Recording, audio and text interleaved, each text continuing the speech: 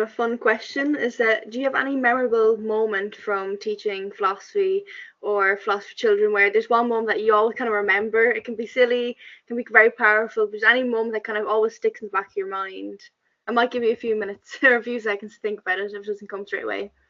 Um, there's one little moment I remember, a year six one. I can't for the life of me remember how, whether we were I think we were talking about reality, and there was one girl who said that fictional TV was more real than reality TV, because the things you see in fiction sometimes really happen, but nobody swaps their parents for the weekend. You know, I saw, just occasionally you get these things. It's like a mic drop. And you think you can't argue with that as the gospel truth, beautifully expressed. So there's just one little nugget that always sticks in my mind and makes me smile.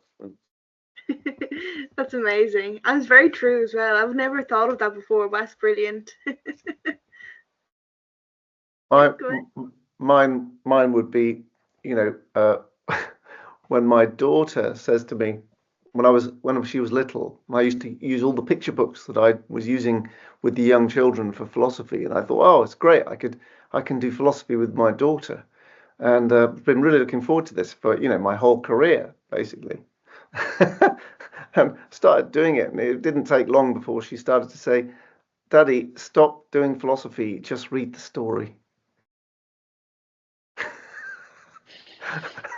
And she's been the same ever since. If I try doing philosophy with her, she just basically rolls her eyes, pushes me away. And then, of course, we get reports like, Katie's very philosophical in class.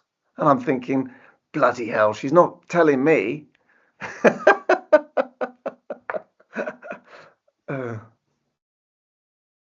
Brilliant. I think sometimes you can I remember a child coming in, she was about 7 or 8, and I think she came in on a Monday morning, and she came up to my table and said, "Why do good people do bad things?" And I was like, "Oh, this is amazing. Like, this is such an interesting philosophical question. I'm doing wonders with this classroom." And the more we kind of dug deeper into it, I was like, where is that coming from?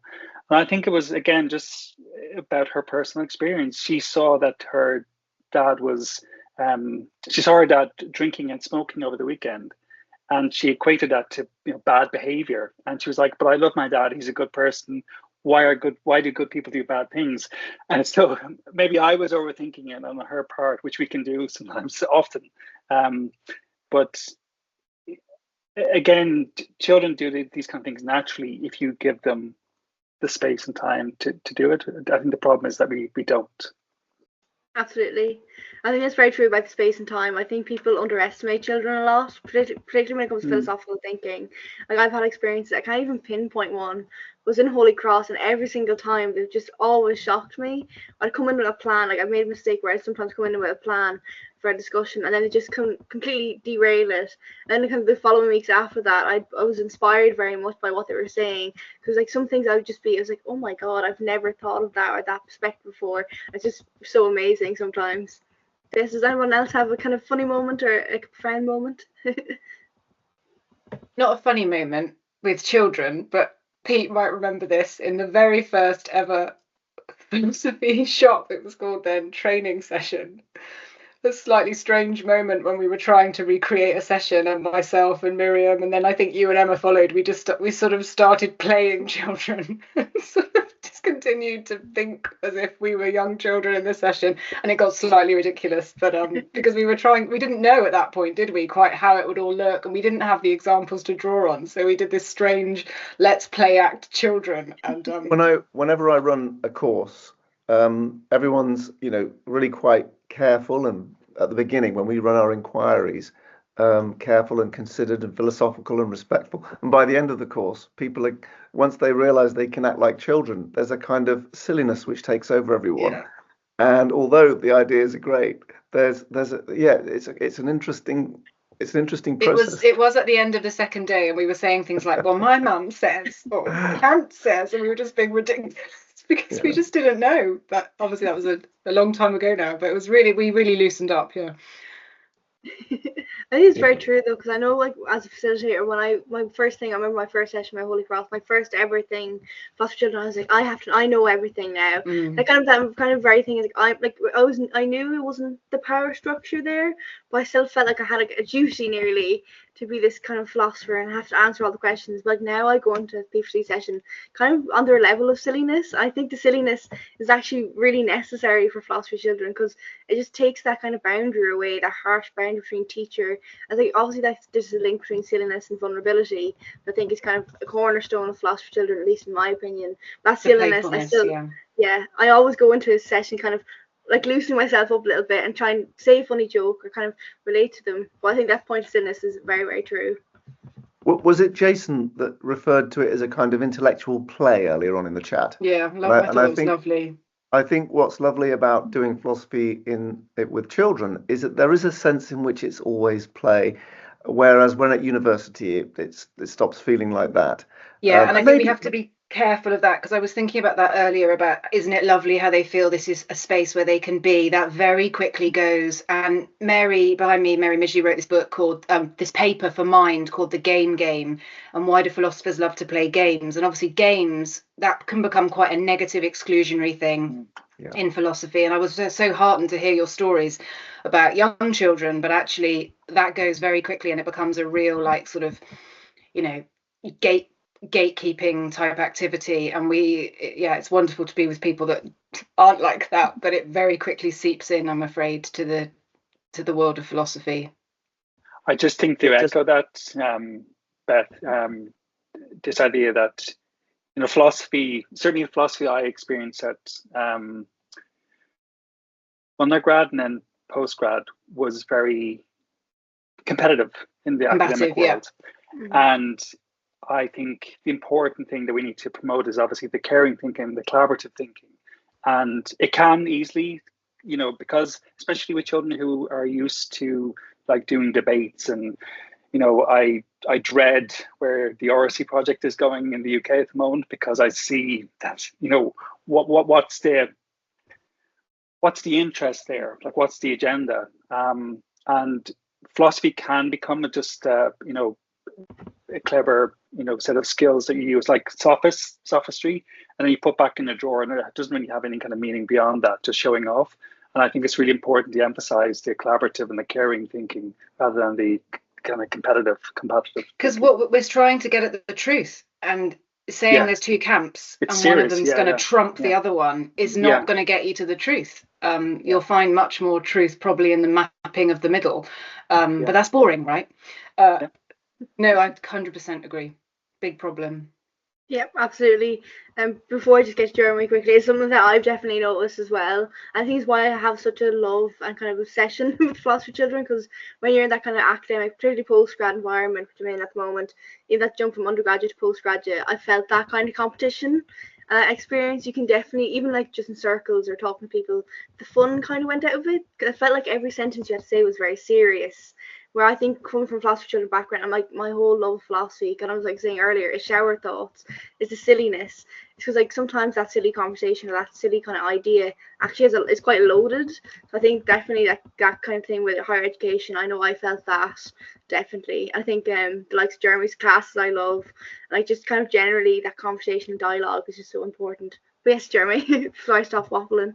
Yeah, I just wanted really to pick up on some points that Elizabeth made earlier about the great resources that are out there in P4C that can be deployed in university contexts. I was really, for a long time, I think I was a bit shy about using both the resources and the pedagogy of P4C in my university teaching, because I didn't think it was serious enough or kind of appropriate enough that somehow the students would be disappointed. This is not what they're paying their tuition fees for.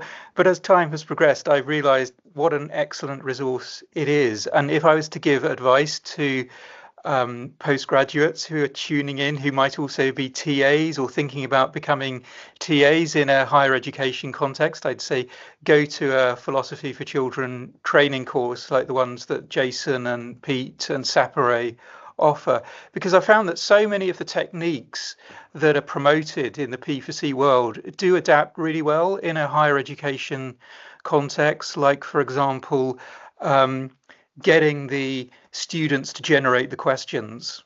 You can use a philosophical text. You could use like Philip a Foot on the virtues, but use that as the text and then get them to generate the questions rather than prescribing the questions, and then get them to select the questions.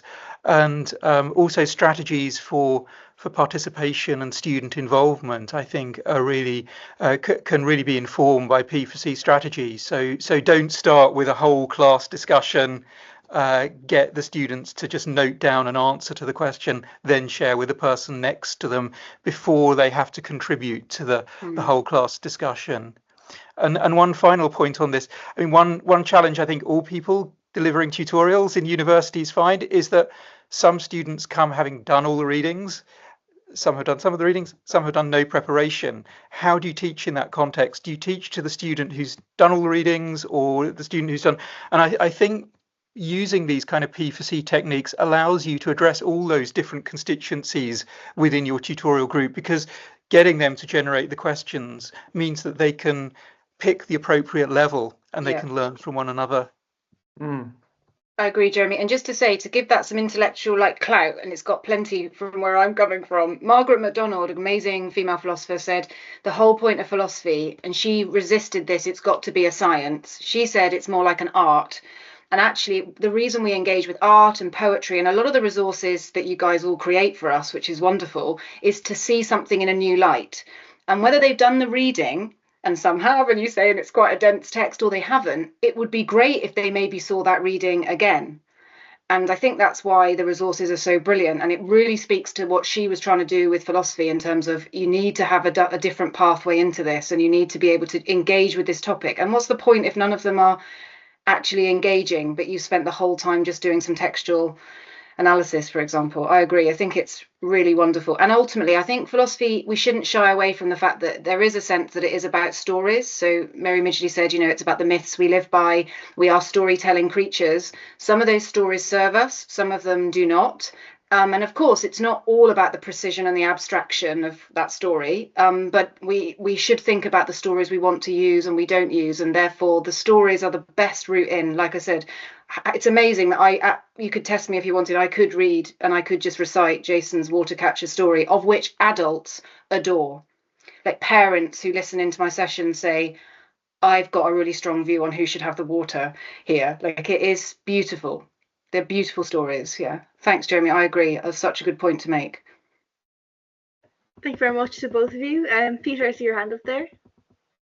Yeah, I was just going to, in this, so that we're not too much having a love-in, we have to have some combative element to these discussions. And I'd like to come back to what Simon, I think Beth was saying about combativeness and competition, ironically. Because I think sometimes we do have to fight for the truth. So I don't think it's necessarily the case that and sometimes, if we're being too polite, we can avoid the truth, right? So I think there's a sense in which there is a right time and place, to put it in Aristotelian terms. There's a right time and place for combative mode of engagement. There's a right time of a place for a kind of for competitiveness and thinking in that kind of way, or for at least fighting for what you believe. I've seen children do this. I've seen children really kind of say, hang on, no, I really think this, and I need to sort of, there becomes a slightly more combative mode, or in the Socratic sort of language, the eristic mode. And one of the things that I've been thinking about, and this ties in with something I was going to say earlier about working, doing coaching and counselling, and how it links with this. And one idea I've been thinking about is the idea of modes of engagement.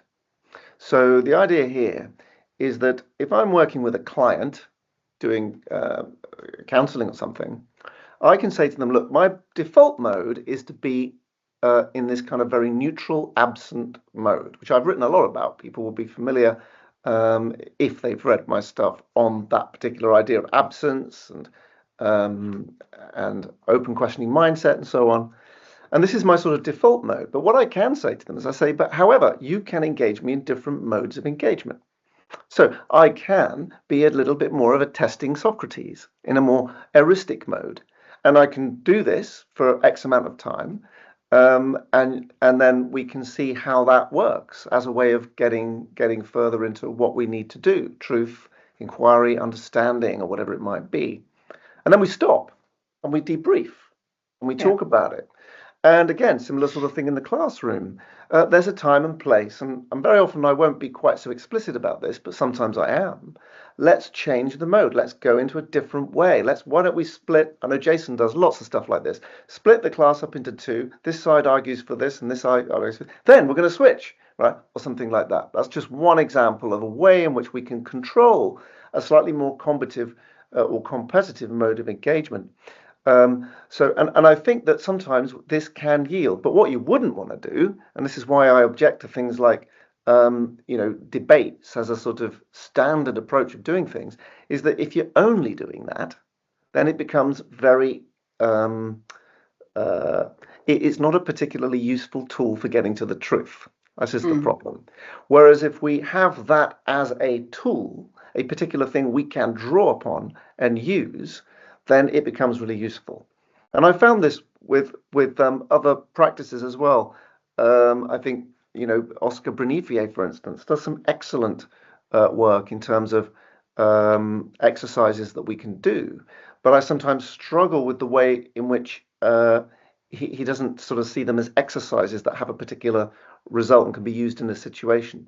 So that would be an example of that. So I'm going to fight for a bit of competition and combativeness, as long as it's done in the right way and it's done and it's not done at the exclusion of other things. Actually, all these different approaches can help us get to the truth better. True, but it has become the dominant mode, of which you have to then say, well, actually, all the others have been neglected. So therefore, there's no doubt it's the dominant mode, is it? Or it's the preferential treatment, and the people that run into the classroom and say, I want to debate. We know why they want to debate, because they know they've smashed it in the past. That's not going to get you to the truth. That's just going to let the same old people win. Right. Yeah, good point. Again, it's not to eradicate it, but it's just not to, that the purpose of this is not to kind of like to win the argument, not to, that we are trying to work together to try and find the truth of something. And that, like you framed it, it has its place, but not to overemphasize that this is what the activity is about. Yeah, exactly. That's right. I agree. As briefly before Jason said something, I actually had a very good experience with that recently with Suzanne's project. They were talking about I think it was when do you need people, and there was a boy and a girl, they hardline disagreed. Like, I've never seen that much kind of disagreement, nearly borderline resentment to each other. They were so annoyed, and they were like 7-8-year-olds, and it was quite funny to me because they just could not disagree. So I just turned around and said, I disagree with both of you. And immediately when I said that, they were like, wait, hold on a minute, there's another point of view here. And I said, well, to resolve this, because like, this is not working, you're getting very upset, I just said, what if you just put it in the middle? And then they're kind of like, well, why is she doing that? So they were kind of questioning me, but I tried to like, well, do you not agree with her? They're like, nope, they're just very, very hard line. So that kind of thing, they saw that activity a bit as a debate. Then immediately kind of seeing that there was a middle ground, that process in the middle actually is important as well.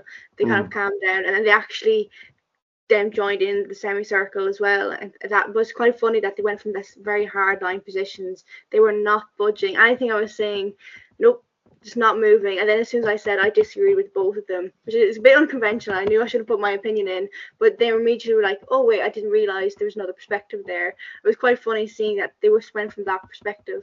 But yes, there, Jason.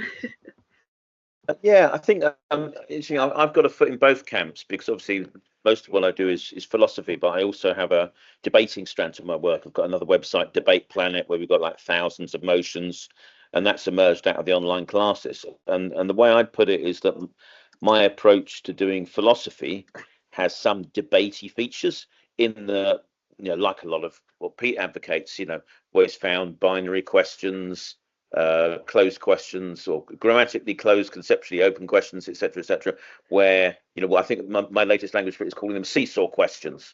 So questions where, like on a seesaw, you need to you've got to be able to have a response So the other person's pushed up, you've got to be able to push back. So those finely balanced questions where there are arguments on both sides and you can keep on responding. So my approach to philosophy is quite debatey, but my approach to debating is quite philosophy-y in that, and sometimes the kids will call me out and say, hang on, this is a debate club and now we're doing philosophy, or the other way around. Just something that emerged from one of the participants in the debate club was someone said, can I be on the fence?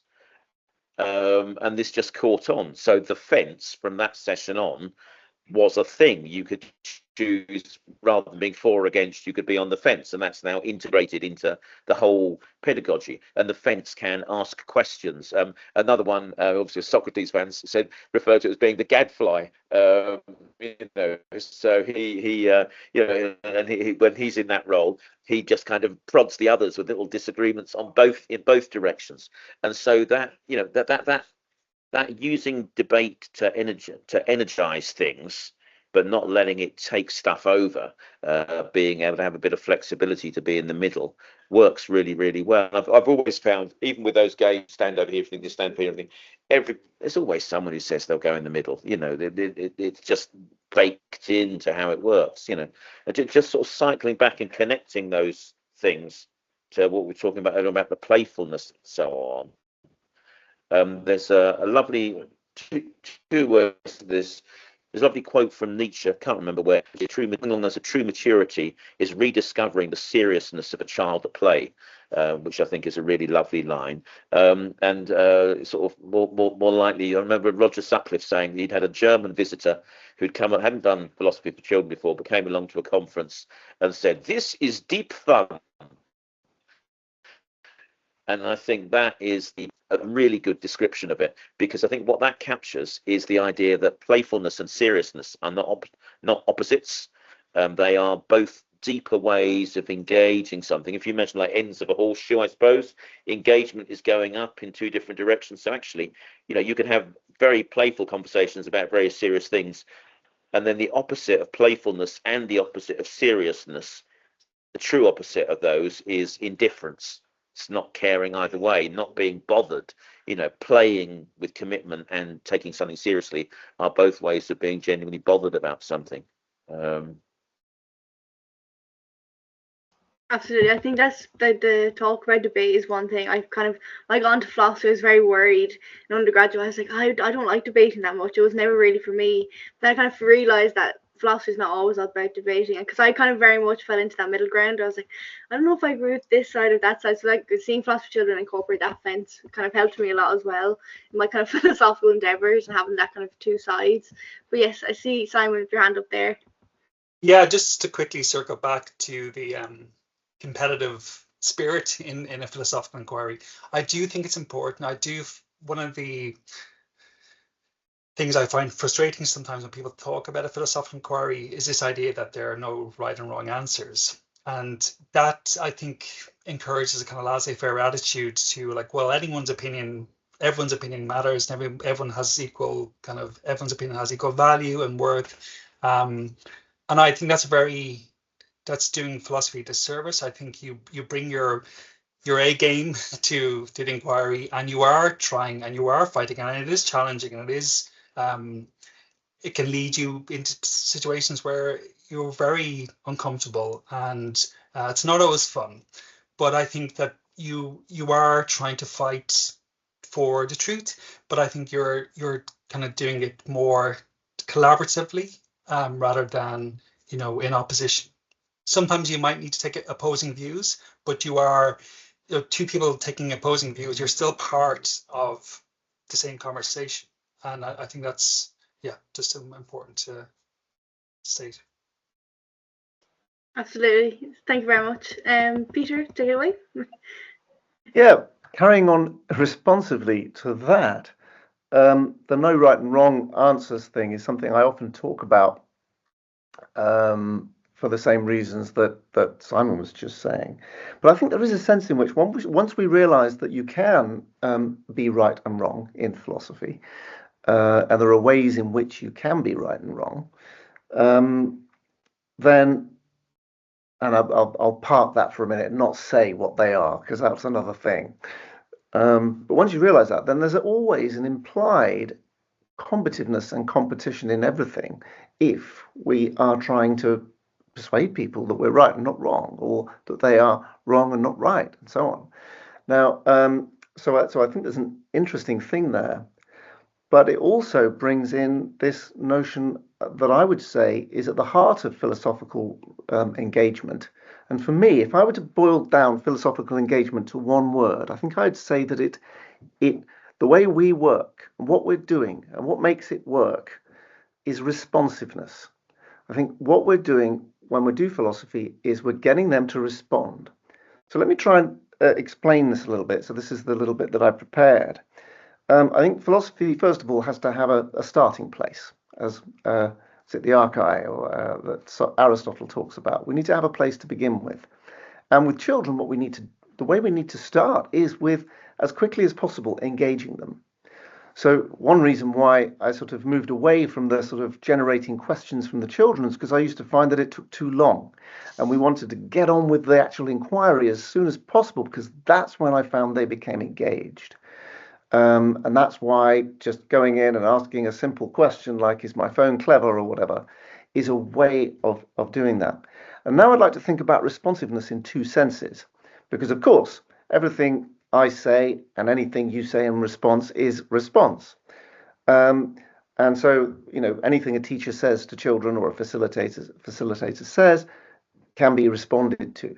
But I think there's two kinds of response that I'd like to draw attention to, a kind of distinction that I like to draw distinctions. And that's between prescriptive responses and descriptive responses, right? So, for instance, if you see on a sign in a classroom, remember to think, listen, and speak, or something like that next to the board. I often see things like that. These are the things you've got to do, think. Or if a teacher says, have you got any thoughts, or what do you think about that? The thing about this is it's prescriptive, right? It's requiring that they have some thoughts. You're saying you should have some thoughts here, or you should have some ideas. And now I think this puts people under pressure. It's actually quite difficult. But I think what we're doing there is we're more like hoping for a response, or requiring that there's a response, or expecting. And also it's quite a constructive thing. They have to go away and basically write an essay. If someone says that to you, you've got to write an essay, really. You've got to construct all your thoughts and put it together. So I think in a sense, you could think of this kind of responsiveness as us beckoning them to come. And they may or may not come. Right? It's a pull, a kind of pull. And I think that the best kind of responsiveness, and the one that makes it work, is when it just happens from behind them. It's pushing them, right? So a question where they're just reporting what is in fact in their head, rather than constructing an essay or having to come up with something that they haven't got. And that's why the simple grammatically closed questions works, because if I say, think of it this way, right? If I were to say, what is justice or fairness? Lots of children are just going to be thinking, what? This is requiring that they have to construct thoughts. Whereas if I just get, a bunch of teddy bears sitting on the floor, and they're about to they're cutting up cakes, and one of them gets more than the other because he's big, and you say, is this fair? That, I think, is a perfect example of the distinction. One is prescriptive, and you can see how it would not work with, say, some children, young children, or even older ones for that matter. And if it did, it would work with just some of the children. Whereas the other one creates a response, which is our starting place. Now, it's not an essay, of course. If a child just says yes or no, it's fair, it's unfair, or whatever, that's not an essay. So what we're then doing is we as facilitators help them to construct their essay bit by bit by making each thing they say a response to what was said before. So if the starting point is simply, no, it's not fair, My question is why? And then we get a reason and we have an argument. Okay. Then I say, what do other people think? Someone says, yes. Why? And they say their thing. Okay. The other child then responds to what they said. So what we're doing is we're making, I think in a way, what we're doing is more psychological than philosophical in this sense. It's a psychological fact about the way human beings respond to each other, to ideas, and to certain kinds of question. What we're doing is we're creating the conditions for the children for the children to respond in the kind of way that is just psychologically true about people in general, so that it keeps going, it keeps moving. And when teachers watch me, they say, how did you do that? How did you get them talking for a whole hour on that one question? And it's this fact. I'm making each thing they say a response to themselves, to each other, to my questions, to the story, to the problem. And step by step, little response by little response, we construct some really sophisticated and interesting and focused trains of thought. And I think, in a sense, that's what makes it work. We have to have a motivation. We can't just tell them to do things, because what we're doing is not a subject, it's a process. And therefore, we have to trigger that process for it to work. So that's my little speech on engagement. In one word, responsiveness. I think that's very true. I think like what you said actually was very kind of reflective of how I do things. Or I know Jeremy can probably account for this in seminars. Sometimes when I'm asked a question directly about something, I feel like, kind of link back to what we said earlier, it feels big, it feels scary. That kind of thing of philosophy is a very big, complicated thing. I know I fall into that, where sometimes if I get asked a question, I'm like, oh, I need to construct this perfect argument, and sometimes I forget that actually it's that process along the way. It kind of something that we've been saying this whole time, that process kind of really is helpful, and that kind of making that big thing seem not as scary is absolutely totally true. But yes, yeah. And you can also do the same with writing. One thing I've been doing with the coaching that I've been doing with the post-16s is saying, okay, if you want to improve your writing, let's just do it step by step by talking. So just I ask a question, they say yes or no, and that's our starting point. And we build from there. So okay, thank you. Absolutely. That's even like kind of, I'm doing essays currently for the final assignments, and even that's kind of a thing that I actually still encounter when I see the essay question. It's a very big thing. It has to be perfect. And it's actually quite funny that, like, even doing philosophy children, I'll have a session and I'm like, why am I being a bit of a hypocrite nearly? I'm kind of a hypocrite to myself, where actually if I listen to what I do and practice what I preach nearly in terms of my essays, I'd probably have some good outcomes. But absolutely, I think what you said is totally true. But yes, Nisa, I see your hand up there. Yeah, sorry. I just wanted to circle back to what Simon said, and just what I witnessed in the school in Ardoyne, like, you know, in a very challenging environment like that, in like with the younger classes, Kevin would really reinforce the idea, like, yes, of course, the pursuit of truth is absolutely essential, and especially in the era that we're living in now and post-truth. But like when you're starting with like young children like that who aren't used to being listened to, who are never really heard, and you're building, like, it's all about the philosophy is building confidence, it's building listening skills, you know, it's building respectful disagreement, that letting the kids know at that young age that, you know, every opinion matters, and like you can't be wrong, you just, you know, your opinion has value and it matters.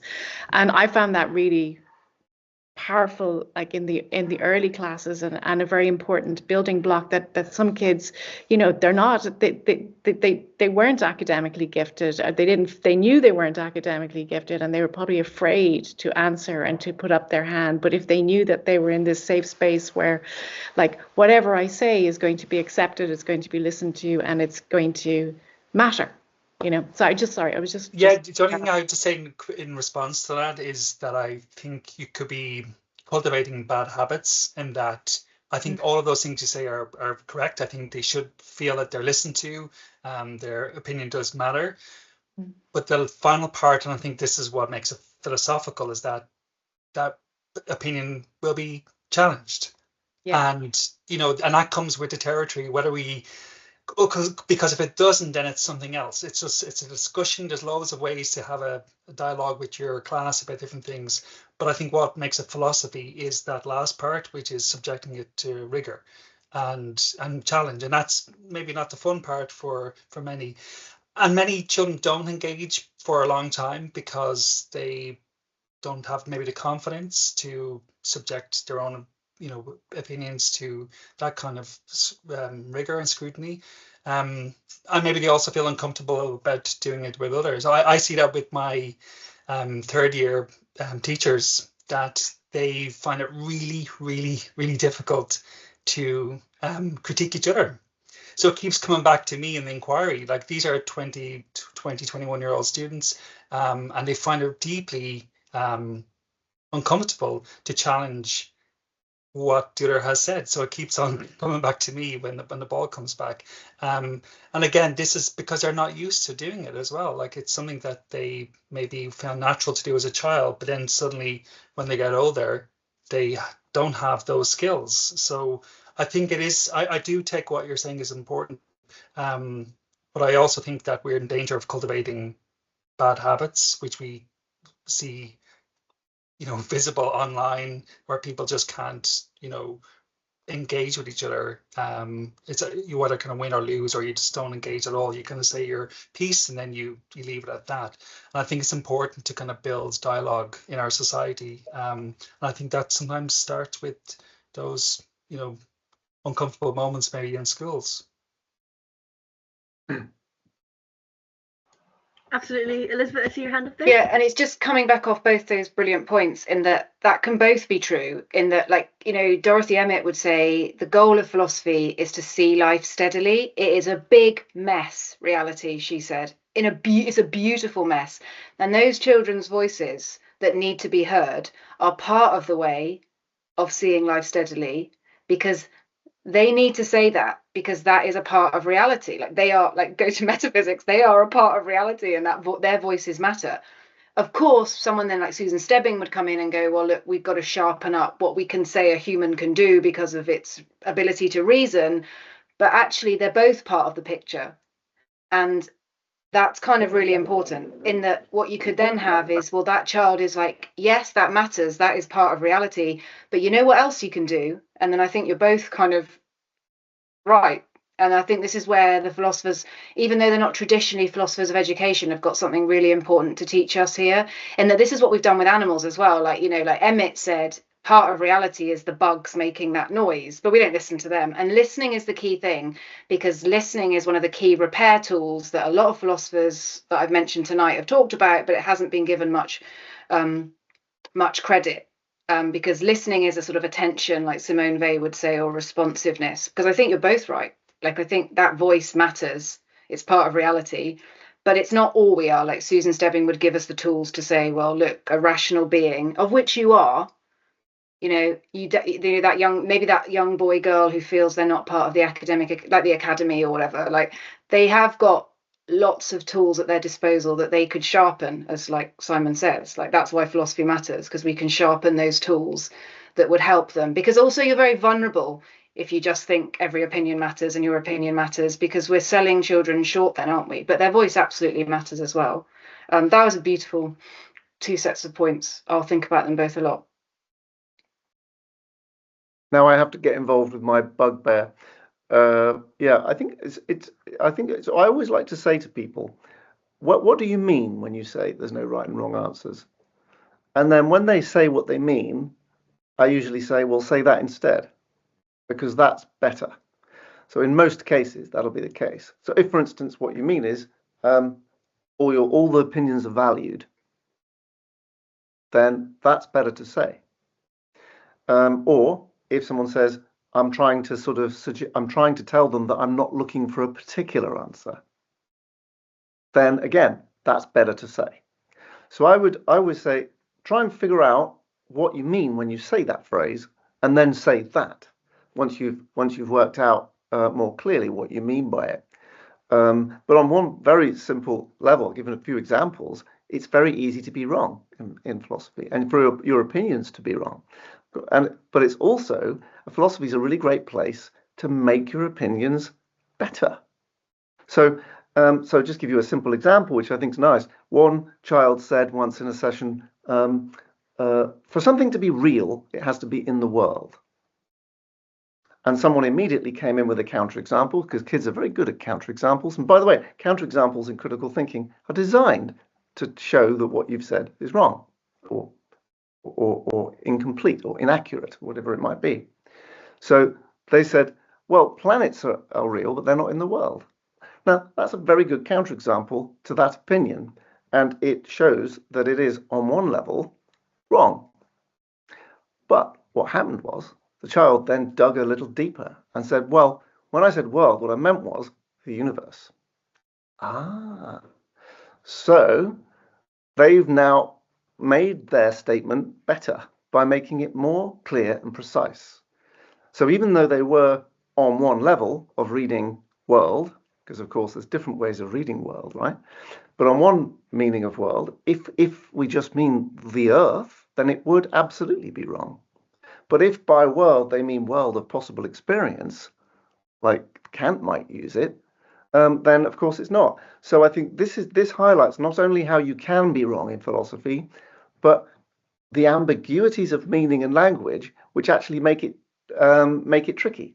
And where doing philosophy is very often about making clearer what we mean, so that we can make a better case. We can express our ideas more clearly. And I think that by doing philosophy in this critical way, it kind of forces us in a nice way, collaboratively and oppositionally, because I think I've said somewhere else that philosophy is the synthesis of opposition and collaboration.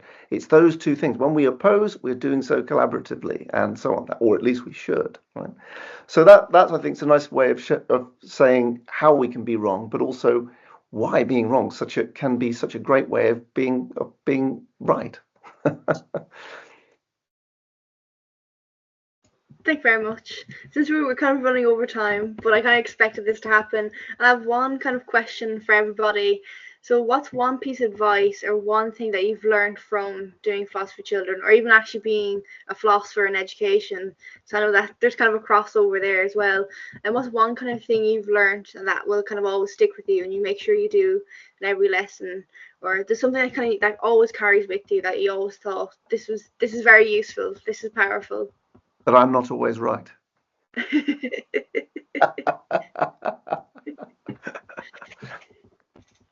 This is something I've learned in my higher education practice rather than in the P4C classroom. Don't lecture for too long without engaging the students. I suppose for me, it's more like, rather than just, like dealing with my children or whatever when they were growing up, like rather than saying, no, you can't do that, to phrase it in a different way and ask a question that might point them in a direction to think about why maybe they shouldn't go and do that. So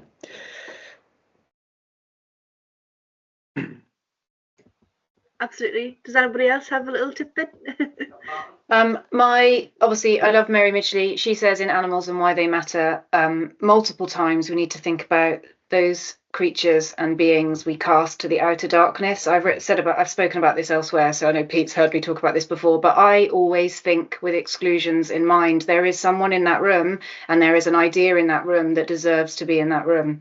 And if I can do anything to help think with exclusions in mind, in terms of whether that's a voice or a thinker, or who knows, I just try and do that. And that's kind of my one big thing, that if I've done that in a lecture or a lesson or a session, I feel like I've lived that rallying cry to think about those that go to the outer darkness, but are part of our reality.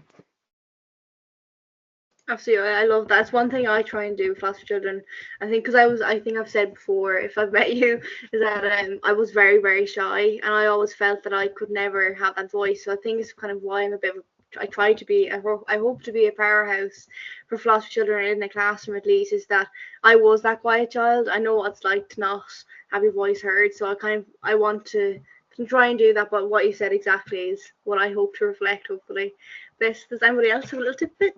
I would just echo a little bit what Beth said there, in that and kind of bring in a bit of Beckett and just say that embrace the silence, because as educators we often feel that silence because we're uncomfortable with it. And even if you kind of, have a strategy where you're counting to 5 seconds, it's maybe not long enough, and just feel comfortable or make yourself comfortable and embrace that silence, because that's when I think, the philosophy is really happening. I think mine would be that almost any group of people, whatever their age, have a massive unmet need that they are delighted to address for more interesting conversations. It doesn't matter who you're doing this with. It can be, doing sort of philosophy as a team building activity for people in workplaces and so on, because actually it's just a great way of getting together with other people, and people are so delighted to have these opportunities, and the same with children. So there is a massive unmet need for deeper conversations that are not about the crap on telly or whatever work is or whatever it might be, but to just talk about ideas and share thoughts about important stuff. Vladimir Putin had a really good name for people looking for other ways to describe philosophy. Conversations with children about important things. It's the name he gave to a massive propaganda program. But it's quite, it's I think actually it's a good brand. Just don't use it for indoctrinating children as fascists. But there we go. Thank you very much. Stefania, do you have any kind of things you've learned from the Thinking Changes project, or kind of something you take along with each session? I was thinking of the word curiosity, and just going in as facilitator with genuine curiosity, but also trying to encourage curiosity within the circle or the community of inquiry, so that and children are naturally curious, and when you stop and you listen, and when they start to listen to one another and they create together, the thinking is just magical. So that was the word that came to mind. Absolutely. I think then the curiosity of children as well, thinking Changes, I thought was quite amazing, seeing that maybe they didn't go along with the line of inquiry, but they always were very attentive to each other, and they used to build off each other so much that they have their own little inquiry. It was kind of just amazing to watch how they were just genuinely curious to see how someone got there. I think giving back to my old secondary school experiences, because I was very familiar with their age group. I know my school probably wouldn't have had that, or maybe it's just the fact that they didn't have the opportunity to. Maybe those conversations weren't have, because I think I was very much my school wasn't like that. I wish my school was like that. I think it's just very much that they didn't have that opportunity. But absolutely. I saw your comment there, Peter, and then we can close up. I also would add that I discovered that I can do a session such as the Ship of Theseus for the 10,000th time and still find something interesting in what the classes say. And the inexhaustible sort of inventiveness and creativity of the children who say things that after all these years I'm still going, wow, not heard that before. That was interesting. Absolutely, I think I find that as well, the mind-body problem, Descartes. I always wonder, can Descartes ever be kind of forgotten about or something like that? Because I remember I used to went from hating him to always loving him. Because anytime I do a philosophy of children inquiry about Descartes, there's always something new. Like you're saying, it could be the same problem, the same thing constantly, but there's always something new or a new perspective, and that's why I kind of love it as well. It keeps the stuff that I'm kind of maybe sick of alive. But absolutely. But I want to thank everybody today for coming. It's been an absolutely amazing discussion. It reignited my fire again even more. So I hope you got some benefits out of it as well. And thank you all again. Thank you. Thank you, Anna. Thank you, Thanks, Anna. Thanks, Thank you, and we can Bye, continue everyone. discussions again as well. But Thanks thank very you much, very Anna. much. Been really interesting. Thank you. Lovely Bye-bye. to Thank see you. everyone as well. Great to see Yeah. Yeah, everyone. that's very lovely. Lovely. Group. Likewise. Very special. Yeah, it's Thank you. Thank you.